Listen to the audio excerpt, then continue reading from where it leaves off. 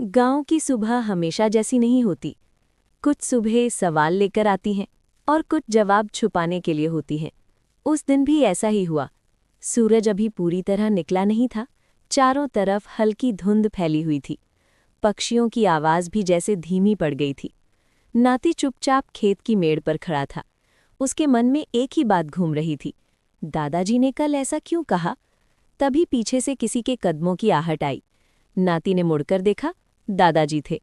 सफ़ेद दाढ़ी, चेहरे पर गंभीरता और आंखों में कोई पुरानी याद। दादाजी ने कहा, मैं जानता था बेटा, तू आएगा। नाती घबरा गया, फिर हिम्मत करके बोला, दादाजी, लोग कहते हैं हमारे खेत के नीचे कुछ छुपा है। आपने कल भी अधूरी बात कही, आज पूरा सच बता दीजिए। दादाजी कुछ देर तक चुप रहे। उन्होंने जमीन की ओर देखा, फिर धीरे धीरे झुककर मिट्टी उठाई। वो मिट्टी सिर्फ मिट्टी नहीं थी, उसमें पसीना था, मेहनत थी और कई सालों का दर्द भी। दादाजी बोले, बेटा, ये खेत हमारे लिए सिर्फ जमीन नहीं है, इसने भूख भी देखी है और अपनों की जुदाई भी। नाती हैरान होकर बोला, जुदाई? किसकी दादाजी? दादाजी की आंखें नम हो गईं। वो बोले, तेरे परदादा की। नाती चौंक गया, परदादा? वो तो शहर चले गए थे ना? दादाजी हल्की हंसी हंसे, यही तो सबको लगता है, लेकिन सच कोई नहीं जानता। हवा तेज चलने लगी, पेड़ के पत्ते सरसराने लगे। दादाजी आगे बोले, बहुत साल पहले जब ये खेत नया नया था, तब इस जमीन को लेकर गांव में झगड़ा हुआ था। सब लोग इसे बेचना चाहते थे, लेकिन तेरे परदादा नहीं माने। नाती ने पूछा, फिर क्या हुआ? दादाजी ने गहरी सांस ली। एक रात वो अचानक गायब हो गए।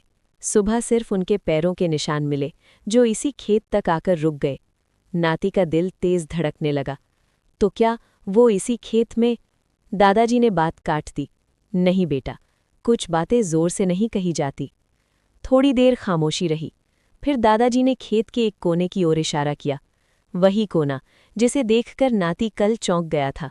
दादाजी बोले, इस जगह को गांव वाले आज भी रात में पार नहीं करते। नाती डरते डरते आगे बढ़ा। उसने देखा, मिट्टी थोड़ी धंसी हुई थी। उसने पूछा, यहाँ ऐसा क्यों है? दादाजी ने कहा, क्योंकि सच हमेशा जमीन के नीचे दबा रहता है। नाती की आंखों में सवाल ही सवाल थे। तो क्या हम सच जान पाएंगे? दादाजी ने नाती के सिर पर हाथ रखा। सच जानने के लिए हिम्मत चाहिए बेटा, और हर सच सबके लिए नहीं होता। सूरज अब पूरी तरह निकल चुका था। धुंध धीरे धीरे हट रही थी, लेकिन नाती के मन की धुंध और गहरी हो गई थी। वो बोला, दादाजी, अगर मैं डर गया तो?